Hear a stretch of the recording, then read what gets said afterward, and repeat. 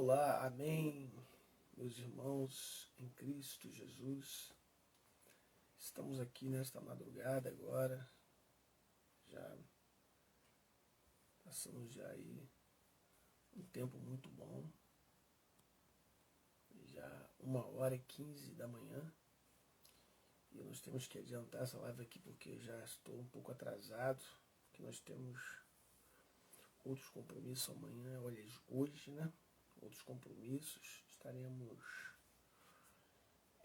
na igreja à noite, estaremos trabalhando durante o dia, à noite na igreja, no sábado também à tarde, estaremos na igreja. Então o nosso compromisso realmente nos deixa um pouco com uma certa dificuldade para gravarmos uma live num tempo mais oportuno, mais cedo.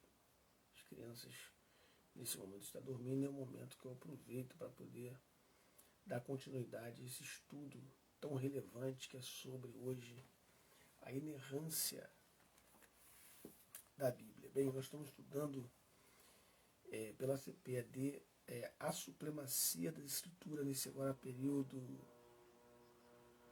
desse trimestre. Estaremos falando sobre a inspirada, inerrante, infalível Palavra de Deus, onde estaremos discorrendo a respeito de alguns temas que são profundíssimos. Já falamos sobre a autoridade da Bíblia, a inspiração da Bíblia, e agora sobre a inerrância da Bíblia. Nós sabemos que a Bíblia, ela é a inerrante Palavra de Deus. O texto bíblico em classe que vai estar sendo utilizado nessas revistas, não sei se eu mostrei, está em Mateus capítulo 5, do versículo 17 ao 21, e na carta aos Hebreus capítulo 10, do versículo 15 ao 17. Esse texto vai tratar a respeito das Escrituras Sagradas. Eu não vou ler esses textos porque eu quero ganhar um pouco mais de tempo para que esse pequeno resumo não venha se tornar muito desgastante e que você possa estar acompanhando esse estudo. Se você tiver a oportunidade para ver todo esse vídeo, possa estar recebendo um pouco de subsídio para a sua aula ou até mesmo para o seu conhecimento a respeito da Bíblia Sagrada. Então o texto fica em Mateus capítulo 5, do 17 ao 21, e na carta aos Hebreus capítulo 10, versículos 15 ao 17. Bem, para nós introduzirmos esta lição, nós vamos estar falando sobre a inerrante e infalível Palavra de Deus. Primeiro é preciso observar que a palavra inerrante e infalível são palavras que são usadas intercambiavelmente, até porque a palavra inerrante ela não se encontra no texto sagrado. A palavra que nós encontramos no texto sagrado é a infalibilidade das Escrituras. Por exemplo, no Evangelho de João, capítulo 10, versículo 35, diz a Bíblia que a palavra de Deus não pode falhar. Jesus disse isso. A palavra de Deus não pode falhar. Então a palavra de Deus ela é infalível. Alguém poderia dizer assim, mas existem erros na Bíblia. Bem, o que pode haver de erro na Bíblia, nós não negamos, é erros ortográficos. Por exemplo, eu já li a palavra flá ao invés de fala. Isso não faz com que a palavra de Deus não seja, não faz com que a palavra de Deus seja falha, o que ela erre. Não, é nesse contexto não. Há erros ortográficos, mas não há erros doutrinários, espirituais, históricos, culturais e científicos. Pode haver um erro ortográfico ou outro por questão de impressão, né? Na hora de escrever o texto, né? Aí também, nesse caso, não entra aquela questão de tirar propositalmente uma letra, né? Isso aí certamente Deus não levará em conta, Deus não julgará uma pessoa porque errou na hora de escrever rápido, comeu uma letra do texto. Não. Agora, quando se tira propositalmente, aí já é diferente. Aí já é interferir naquilo que é inspirado por Deus. Nós falamos sobre isso, que os judeus eles tinham que cada letra dos seus escritos, lá da Torá, dos escritos, dos livros proféticos, como letras sagradas. Claro que eles tinham uma atenção muito maior ao escrever o texto para não deixar de colocar uma palavra ali errada. Então, é preciso analisar esse contexto. Pode haver erros ortográficos, mas não há erro na sua, na sua substância, no seu conteúdo. Então, precisa analisar isso aí, entendeu? Porque não pode, ou seja, as escrituras não podem falhar. Jesus falou isso em João 10,35. As escrituras não podem falhar. E, baseado nisso tudo, nós entendemos, nesse resumo que eu estou dando, que foi o Espírito Santo que preservou as Escrituras. Novamente, nós batemos naquela tecla que as Escrituras não foi dada por homens. As Escrituras foram dadas pelo Senhor. Na segunda carta de Pedro, no capítulo 1, versículo 21, diz que nenhuma profecia foi dada por vontade humana, mas homens santos falaram da parte de Deus movidos pelo Espírito Santo. Então, nenhuma escritura foi dada por vontade humana, ou seja, a escritura não foi dada pelos homens, ela foi dada pelo próprio Deus. Com isso, nós entendemos que as escrituras, ela passou a ter alguns manuscritos. Por exemplo, podemos dizer, nós temos os autógrafos, os apógrafos, eu vou explicar sobre isso, os apócrifos e o pseudo-epígrafos.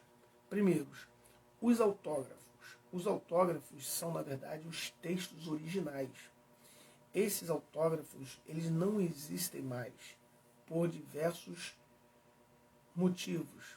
Por exemplo, alguns autógrafos vão sumir por causa do material. O material, ele se desfaz com o tempo. Muitos deles eram escritos em pergaminhos, outros em papiro. E com isso envelheciam e eram corroídos pelo tempo. E assim eram destruídos pela natureza. Uma outra coisa, alguns foram queimados, outros se perderam por inundações. E assim, os autógrafos hoje não existem. O que existe são os apógrafos. O que são os apógrafos? Primeiramente, é preciso analisar que os autógrafos são os originais, aqueles que foram escritos pelos autores, por um dos autores ali, ou por um amanuense próximo àquele autor que esteja ditando o texto sagrado. Como Paulo teve amanuense, certo? Paulo também escreveu do próprio punho, Tiago, irmão de Jesus, Judas também. Então, é preciso analisar que os autógrafos são textos originais escritos pelo próprio autor ou por um amanuense próximo dele. Mas existem os apógrafos. O que são os apógrafos? Os apógrafos são as cópias. Segundo os estudiosos, há cerca de 25 mil cópias dos originais, que foram tirados dos originais, e escritos em hebraico, grego e latim. Existem diversas cópias, como a árabe, a copta, a siriaco, a cópia armênia, a gótico, a etiópico. Temos também muitas outras, né, cópias, mostrando que há muitas cópias, apógrafos, que eram cópia da cópia da cópia, certo? E os apógrafos, eles são muito respeitados e são tidos também como mais próximo dos originais. Apesar de serem cópias, são dignos de toda a aceitação por serem, na verdade, cópia dos originais, certo? Outro tipo de escritos são chamados de apócrifos. A palavra apócrifo significa livros escondidos. São aqueles livros que foram tidos pela Igreja Católica como também canônicos.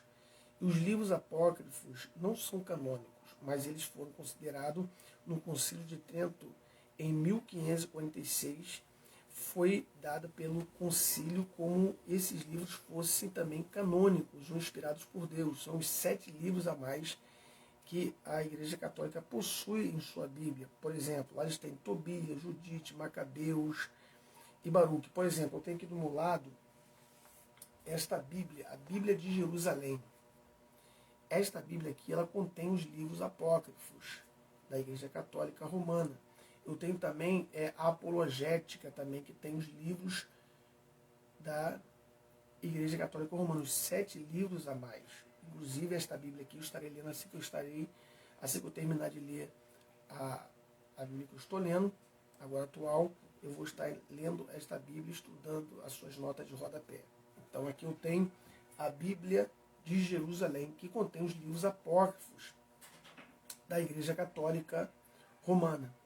Então, eles aí têm 7 livros a mais dos nossos livros, correto? Eles têm eles como se fossem livros canônicos, ao pé de igualdade com os livros que foram considerados pelos pais da Igreja, na verdade, reconhecidos como livros canônicos, ou livros inspirados por Deus. Esses livros não foram aceitos lá pelos pais da Igreja como canônicos, por ele conter orações aos mortos, né? Acender velas, por exemplo. Então ali não purgatório, muitas outras doutrinas as quais não estão contidas nos livros inspirados por Deus que nós temos como os 66 livros da Bíblia canônicos, certo? Então nós precisamos entender isso aí. Os livros apócrifos significa escondidos. Outro tipo de escritos ou manuscritos que nós conhecemos, é os pseudo-epígrafos. Esse termo pseudo significa falso, ou seja, falsos escritos, né? São chamados de livros pseudo-epígrafos. São esses livros aqui que eu tenho também, que eu estou lendo, né? Esse aqui é um só dos livros, são 3 livros desses, né? São os apócrifos e pseudo-epígrafos. São, na verdade, falsos escritos. Nele vai se tratar sobre a assunção de Moisés, né? Vai falar sobre o evangelho apocalíptico de Pedro, vai falar sobre a assunção aqui, nós temos a assunção de Isaías, o livro de Enoque, que são livros tidos como apócrifos, apócrifos não, pseudo-epígrafos, são livros que são tidos como falsos, são escritos por autores anônimos e espúrios, que dão como se fosse, eles escrevem o livro e dão como se fosse daquele autor, aquele apóstolo, daquele profeta. Mas não foram eles que escreveram. E por essa razão eles são tidos como livros falsos escritos, livros pseudo-epígrafos. Então nós sabemos que existem os autógrafos, que na verdade não existem mais, mas só para conhecimento. Os apógrafos, que são cópia da cópia da cópia, mas também são cópias dos originais. Nós temos os apócrifos, que são os livros escondidos, aqueles que a Bíblia Católica possui, 7 livros a mais, e tem os pseudo-epígrafos, que são os falsos escritos, certo? Que tratam sobre vários assuntos. E isso é apenas para conhecimento histórico, certo? Agora, esse texto que nós temos em nossas mãos, que nós temos como livro canônico, o livro de Deus, a inerrante palavra do Senhor, de fato são preservados pelo Espírito Santo. O Espírito Santo preservou para que hoje eu e você tivéssemos a Bíblia Sagrada. É claro que este assunto, ele é um assunto muito extenso, e eu vou apenas trazer um pequeno resumo para você entender isso, e para você, quando ler a Bíblia, ter mais fé nela, porque ela não é um livro comum, mas ela é o livro de Deus. E é interessante isso porque, para que esse texto viesse estar preservado até o dia de hoje, houve muitas coisas que aconteceram e até algumas outras contribuíram para que talvez esse livro não existisse, mas que esse livro sobreviveu a essas coisas. Por exemplo, O Império Romano teve cerca de 15 grandes imperadores. 10 deles se destacaram como perseguidores da igreja: Nero, Domiciano, Trajano, Aurélio, Severo, Maximiano, Décio, Valeriano, Aureliano e Diocleciano. Esses foram os 10 imperadores que perseguiram a igreja. Muitos cristãos foram mortos em sua época. Então, esses imperadores, eles eram perseguidores da igreja. E no período de Décio e de Valeriano, no período ali de 250, 260 depois de Cristo, até ali o ano 300, a igreja teve pelo menos 4 décadas de paz. A igreja, ela descansou um pouquinho das perseguições dos imperadores. Mas no ano 302, 303 aproximadamente, vai surgir um imperador chamado Diocleciano. E Diocleciano, ele vai queimar grande parte dos pergaminhos, dos textos sagrados, em praça pública. Ou seja, vai queimar a Bíblia. Muitos textos são queimados. É provável que ali possa ter tido algum autógrafo, ou seja, algum texto original. Mas certamente os apógrafos foram queimados, ou seja, aquelas cópias que nós falamos anteriormente foram queimadas em praça pública no período do imperador Diocleciano.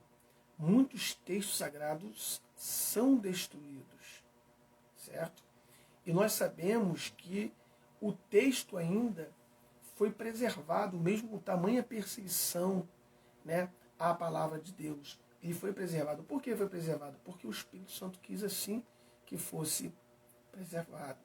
O texto que nós temos hoje, o texto da Bíblia Sagrada, que nós lemos, estudamos a palavra do Senhor, é um texto conhecido como texto recebido, ou texto receptus, que é o texto grego, é o texto koine, esse texto que nós temos, que mais tarde passou a ser conhecido como um texto imperial chamado bizantino, no 4º século depois de Cristo. Que segundo a tradição vai dizer que esse texto também é conhecido como o texto de Luciano, que era de Antioquia. Certos grandes e principais textos têm origem na perseguição de Diocleciano e na guinada de Constantiana. E nós vamos ter pelo menos aí 2 escolas que conservam esse texto original, ou seja, o que procura manter os apógrafos mais próximos dos originais é a escola de Alexandria e a escola de Antioquia, né? Por exemplo, o texto de Alexandria foi escrito por um certo escriba, escritor da época ali, chamado Esíquio, né? Ele era de Alexandria. Já o texto grego era escrito por Luciano de Antioquia. Esses 2 foram martirizados no período da perseguição da igreja. Mas foi nesse período que o texto foi bem escrito, foi conservado. Por exemplo, Esíquio, que era de Alexandria, ele detinha os escritos originais, por exemplo, da Septuaginta, que era aquele texto grego que houve ali nos 200 anos antes de Cristo, ou seja, os 2 séculos ali antes de Cristo, que o rei Filadélfio do Egito vai traduzir do hebraico para o grego ali, e nós sabemos que essa tradução chama-se a Septuaginta. Então, por exemplo, aqui nós temos então que o texto de fato é conservado. O próprio Jerônimo, que era um apologista e foi aquele que traduziu do grego para a Vulgata latina, para a língua latina, ele vai dizer que havia 3 textos principais naquela época, que era o texto de Alexandria, de Cesareia e a de Antioquia. O próprio Orígenes lá, ele vai para Cesareia para estudar e poder escrever os textos mais próximos do original. E o próprio Jerônimo, que traduz para a Vulgata Latina, vai para Jerusalém. E ao ir para Jerusalém, ele vai copiar os textos mais próximos do original e vai traduzir para a língua latina. né? E é interessante que muitas pessoas criticam Jerônimo, muitos teólogos, muitos estudiosos, mas eles não entendem que até mesmo os judeus, os que estudam a Torá na sua língua, e eles mesmos elogiam a Septuaginta por ser um texto mais próximo do original. Entendeu? Tanto que nós falamos na primeira e na segunda aula que eles se preocuparam tanto com isso que eles criaram a sua própria Bíblia, chamada Micra Gedolete, que é a Bíblia rabínica. Por que eles fazem isso? Porque eles temem perder para a Vulgata, porque a Vulgata era um texto mais próximo do original. Então nós temos aí que o texto de fato foi conservado. Por quê? Foi conservado por causa do Espírito Santo. O Espírito Santo de Deus faz com que o texto sagrado não se perca, mas que ele permaneça até os dias de hoje. Os críticos, por exemplo, falam do texto de Jerusalém e de Cesareia. Eles falam assim, mas vocês têm um texto aí recebidos, o texto aí que é o grego koiné, mas vocês... e o texto de Cesareia e o texto de Jerusalém, por exemplo? Bem, é preciso entender que no ano 70 depois de Cristo, quando... no ano 70, ali, o ano Domini, depois de Cristo, da morte de Cristo, ressurreição e assunção de Cristo, no ano 70, Tito invade Jerusalém, destrói Jerusalém, e ao destruir Jerusalém, provavelmente, muitos textos também foram destruídos. Muitos apógrafos e também originais podem também ter sido destruídos ali na destruição de Jerusalém. E numa certa revolta conhecida como a revolta de Bar Kokhba, no ano 132, no ano 135, também ali, na verdade, quando eles começam a reescrever o texto, ou fazer cópia da cópia, eles começam quase que do zero, porque muitos manuscritos, muitos textos foram destruídos com essas guerras. Então, é preciso analisar que, de fato, esses textos foram conservados porque foi vontade de Deus que ele permanecesse até os dias de hoje. Então, se nós hoje temos a Bíblia, a inerrante palavra de Deus, é porque o Espírito Santo conservou essa palavra para nós. É preciso analisar que na Bíblia antiga, por exemplo, do judaísmo, existem muitas, por exemplo, muitas versões. Nós temos a versão hebraica, nós temos o rolo de Qumran, que é um tipo de rolo que são encontradas ali em Qumran, como na realidade uma prova da veracidade da história da Bíblia, certo? Como os rolos do profeta Isaías, que foi encontrado no Qumran. Então isso mostra a veracidade do texto sagrado que é inerrante, certo? Nós temos os textos massoréticos, nós temos o texto samaritano, nós temos a Septuaginta, nós temos os targums aramaicos, que são escritos na língua aramaica, né? Nós temos a língua, o texto sinaítico egípcio, né? Então tudo isso aí mostrando que o texto estão preservados, certo? Apesar de nós não termos os autógrafos, mas o texto aí, os apógrafos, nós temos eles aí conservados. Então eu preciso analisar isso. Então foi o Espírito Santo que fez com que esses textos permanecessem até os dias de hoje.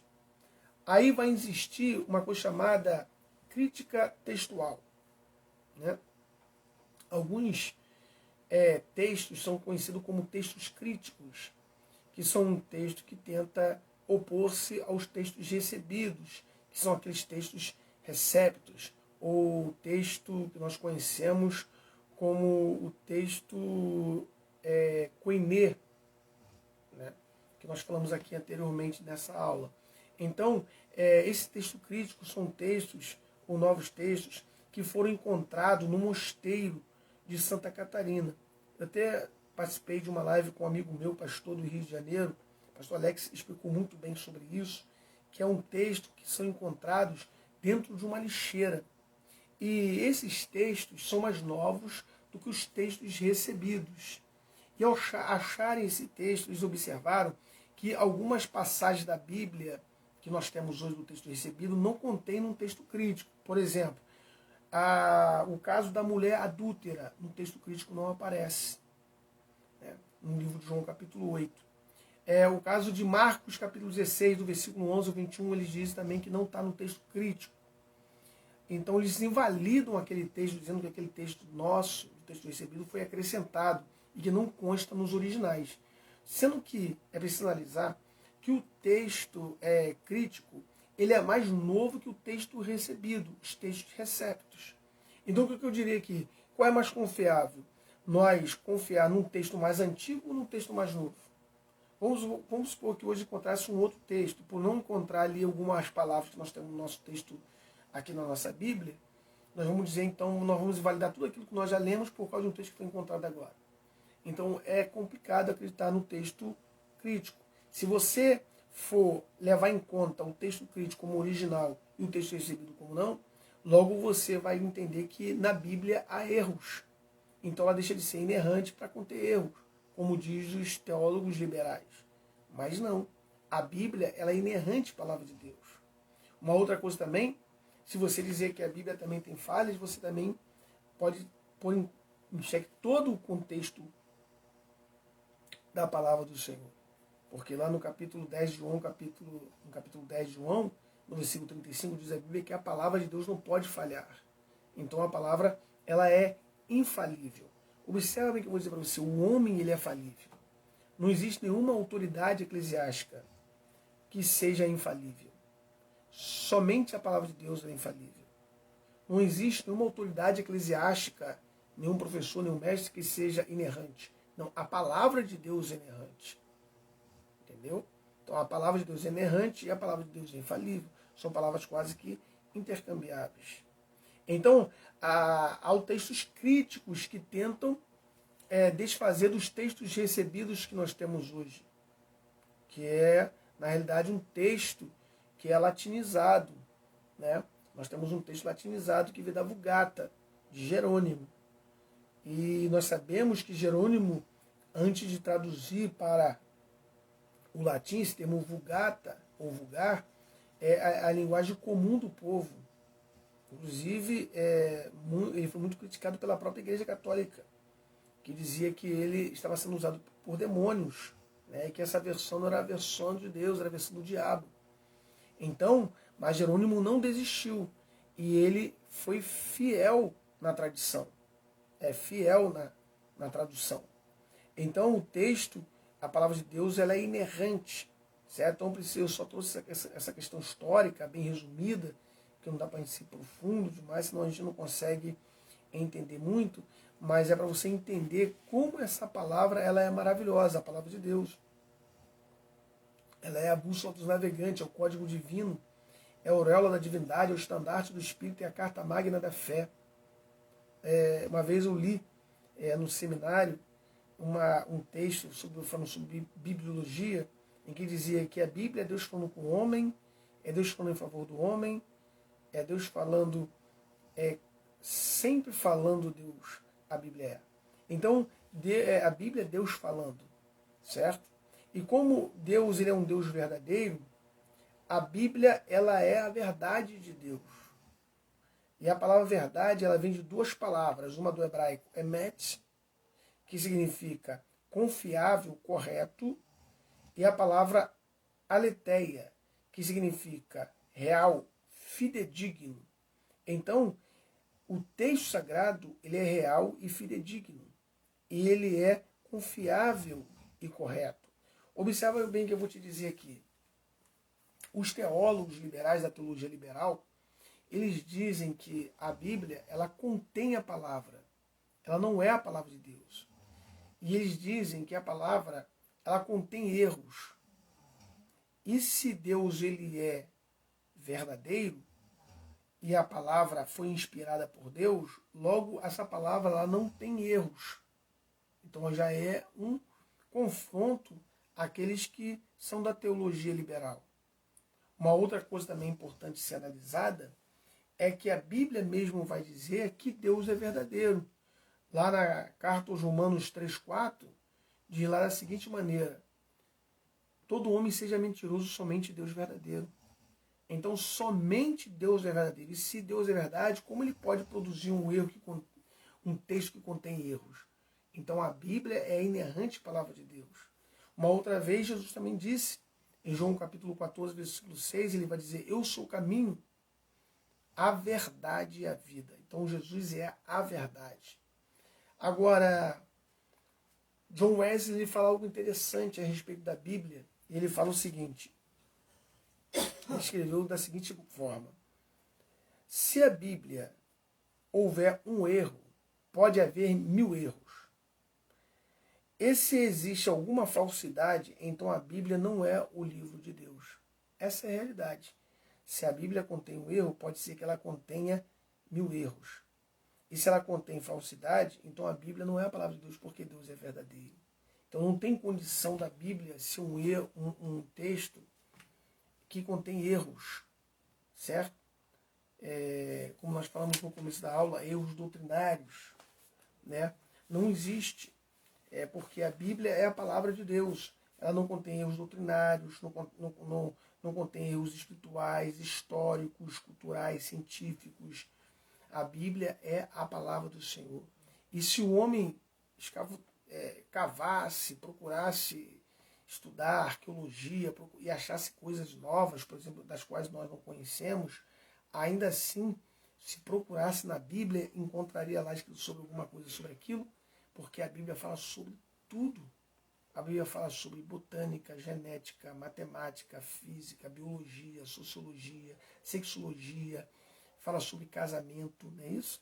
A Bíblia, ela é profunda sobre cada assunto que nós estudarmos.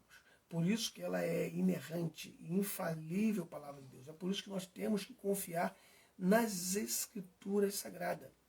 E nós estudamos essa palavra, não é para que nós nos tornemos doutores da lei, não é que nós nos tornemos escribas, nós estudamos porque nós cremos na palavra. Nós defendemos isso porque cremos piamente que a Bíblia é a palavra de Deus. Eu acho muito bonito o pregador pregar eloquente, acho muito bonito o professor até ensinar, mas se ele não crer nesse livro como livro inspirado por Deus, inerrante, infalível, tudo que ele está fazendo não passa de apenas som de um sino que não tem conteúdo. Então nós temos que amar a palavra de Deus. Então quando você estiver estudando a Bíblia, na Bíblia você está lendo não qualquer livro, você está lendo o livro de Deus. Estude a palavra, ame a palavra, se dedique à palavra, porque é esta palavra que te fará forte, te fará usado por Deus, te fará um crente verdadeiro. É a palavra do Senhor. Não existe outro caminho, não existe outra filosofia, não existe outra lei, outra ordenança. Somente essa vai te fazer vivo para a glória e honra do nome do Senhor. Espero poder ajudar alguém que esteja estudando esta palavra, ou que queira estudar, ou que está à procura de aprender um pouco mais da Bíblia Sagrada. Então ame essa Bíblia e se dedique a ela, porque é ela que vai te fazer sábio para a glória e honra do nome de Jesus. Esse é o meu pequeno resumo. Que Deus possa abençoar. Está aí, estou vendo aqui, Wanderson, Tatiana Alves, que Deus te abençoe, varoa de Deus. Eric Barbosa também, que Deus te abençoe também. Que Deus possa dar derramando graça sobre a sua vida. Estarei fazendo uma breve oração aqui, agradecendo a Deus por esse resumo pequeno, mas bem objetivo. E esta aula também estará sendo dada no domingo. E nós estaremos enriquecendo mais ainda ela para a glória de Deus. Aqui só foi apenas um resumo sobre os pontos mais complexos, porque a aula é bem mais simples, mas então eu peguei aqui nos pontos mais complexos para dar mais uma clareza para nós. Que Deus possa abençoar o Cristilan Felipe aí, que Deus abençoe grandemente a sua vida, que Deus abençoe Tatiane para a glória e honra do nome de Jesus. Fazer uma breve oração aqui e Deus estará nos abençoando em nome de Jesus. Senhor, nosso Deus, nosso Pai Celestial, neste momento te glorifico, te enalteço, Senhor, nesta madrugada, por esta palavra tão poderosa que é a tua Bíblia Sagrada, Senhor. A que o Senhor nos concedeu, Pai, para nós lermos, para nós nos dedicarmos a ela, que nós possamos amar a tua palavra, Senhor, que possamos viver por esta palavra. Esta palavra não é a palavra de homem, não é a palavra de teólogo, não é a palavra de mestre, de homens comuns. Essa palavra é a palavra de Deus, a palavra inspirada, Senhor. Eu te peço que o Senhor venha nos dar sabedoria, entendimento para vivermos nesse século de trevas, aonde o homem tem te abandonado e tem seguido a ídolos, tem caído na prostituição, na promiscuidade, tem abandonado a tua casa e tem vivido uma vida de pecado, Senhor, onde o teu nome não é glorificado. Que esta palavra, Senhor, venha alcançar almas e vidas venham ser transformadas. Que pessoas que não amam a Bíblia passam a amar, que não se dedicam a ela passam a se dedicar, porque por esta palavra que nós viveremos. Te agradeço em nome de Jesus por esse simples objetivo.